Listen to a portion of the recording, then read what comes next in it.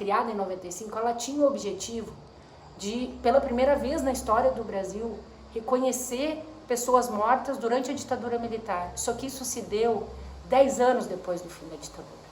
E até hoje não se abriram os arquivos das Forças Armadas, até hoje não se revelou, de fato, os responsáveis por tantos desaparecimentos, por tantas torturas, por tantas perseguições.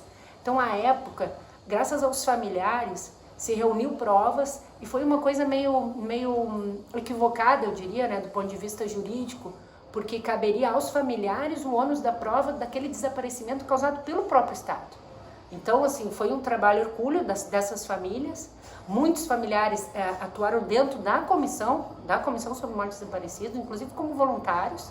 E aí eu cito a Suzana Lisboa, cito a Amélia Telles, cito a Diva Santana, Amparo Araújo, enfim, a Vera Paiva.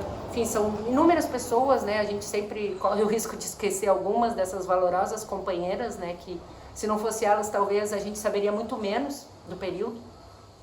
Então a gente teve aí a Comissão sobre Mortes, depois a gente teve a Comissão de Anistia com outro viés, que era justamente reparar aquelas pessoas, trabalhadores, servidores públicos, professores, enfim, categorias sindicais das mais variadas, pessoas que sofreram perseguição, que perderam seus empregos, que sofreram inúmeras violações, inclusive os próprios familiares, né, das pessoas desaparecidas, puderam, através da Comissão de Anistia, apresentar esses requerimentos. E se fez um trabalho muito importante no Brasil de resgate de parte da memória, de parte da verdade, mas quase nenhum de parte da justiça. Então isso é uma carência ainda no Estado brasileiro muito forte. O que a Comissão Nacional da Verdade fez, e eu pude participar desde o início dos trabalhos, foi investigar 4 crimes, né? Assim, o desaparecimento forçado, o ocultamento de cadáveres, tortura e a morte, né, nas dependências militares, né, nas dependências do Estado. Não cabia à Comissão Nacional da Verdade a tarefa da justiça, né, ou seja, de responsabilizar criminalmente, civilmente, mas cabia sim à Comissão da Verdade investigar e nomear os autores dessas violações. E isso foi feito. No relatório final da Comissão Nacional da Verdade consta o nome de centenas de torturadores, de pessoas que atuaram em nome do Estado e simplesmente contribuíram para o que eu digo hoje, né, e desenvolvi isso na minha tese de doutorado, para esse comando de esquecimento. É como se nós todos tivéssemos sido e continuamos, né, nesse lugar de um esquecimento forçado. Nós fomos e somos forçados a esquecer. O direito à memória no Brasil ele é muito frágil. E isso é uma política de Estado. Esse comando de esquecimento é uma política de Estado. Desde a democratização, todos os governos, sem exceção, tiveram dificuldade, até se omitiram, de exigir respostas das Forças Armadas. E isso implica a não revisão da Lei da Anistia, de 79, que anistiou esses torturadores e que até hoje eles continuam dentro dessa estrutura de poder, e também significa a não abertura dos arquivos das Forças Armadas, onde nós teríamos de fato informações que pudessem esclarecer esse período.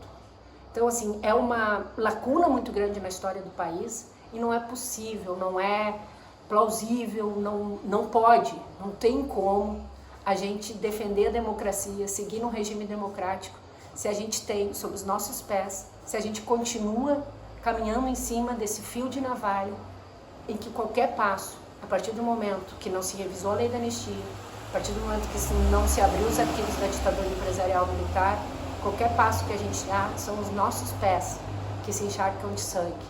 Então acho que assim, a necessidade da luta no Brasil pela anistia, inclusive, né, das famílias, antes de 79, tudo que foi o processo da ditadura, acho que hoje a gente tem assim, a certeza de que se não fossem essas famílias, se não fosse sobretudo as mulheres, as mães, que foram na década de 80 para a região do Araguaia, em busca dos restos mortais, em busca de identificar onde estariam esses desaparecidos, e até hoje o Estado não deu conta de responder a isso, mesmo com algumas iniciativas, obviamente, que foram feitas, tanto no governo Fernando Henrique Cardoso, quanto no governo Lula e no governo da presidenta Dilma Rousseff.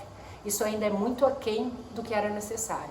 Então a gente tem aí como eu disse anteriormente, né, uma lacuna, e não é possível, considerando o continente latino-americano, a estrutura que a gente tem na América do Sul, o que foi a Operação Condor, a conexão repressiva da Operação Condor, esse alinhamento entre os países para desaparecer, torturar pessoas, não é possível que o Brasil continue com essa dívida histórica.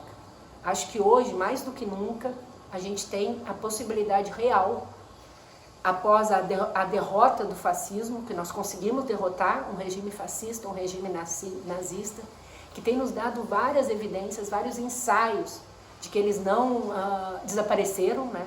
Eles estão presentes na sociedade brasileira, essa cultura ao ódio, essa apologia à ditadura, esses pedidos de intervenções militares.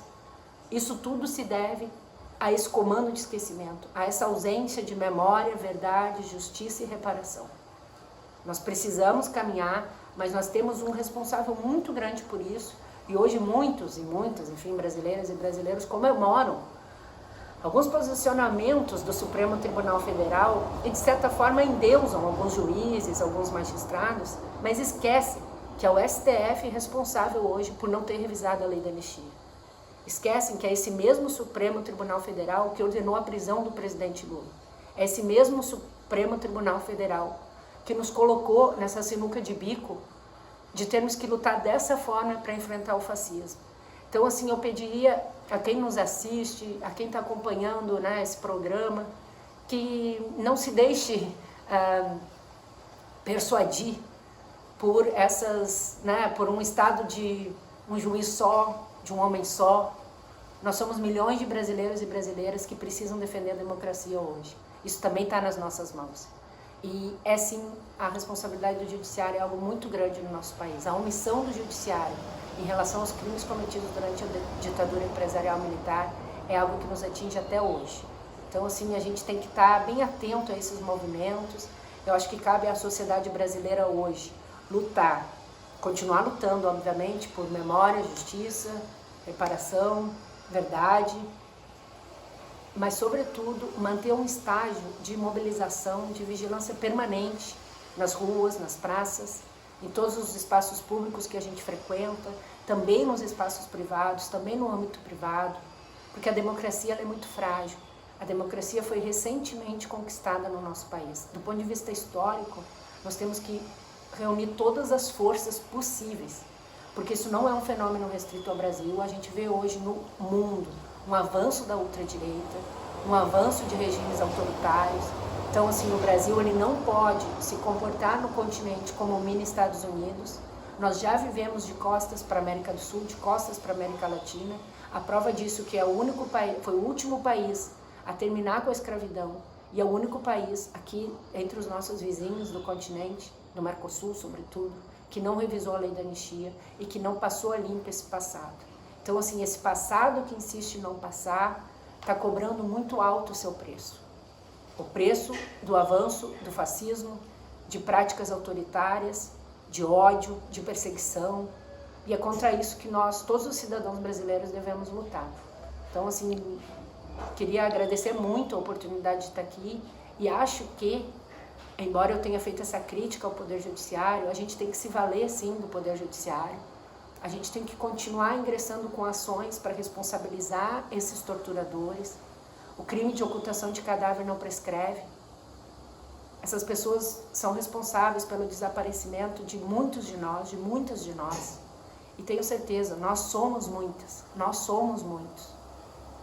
Não foi nada fácil estarmos nas ruas vigilantes em defesa da democracia, em defesa desse terceiro mandato do presidente Lula, alguém que também foi perseguido depois de um golpe contra a presidenta Dilma, uma mulher que ficou 3 anos encarcerada, que foi torturada, que enfrentou a ditadura e que chegou a ser presidente da República, e esse alto comando, essa elite jurídica, econômica, militar e empresarial jamais aceitou uma mulher como a presidenta Dilma à frente do poder em nosso país.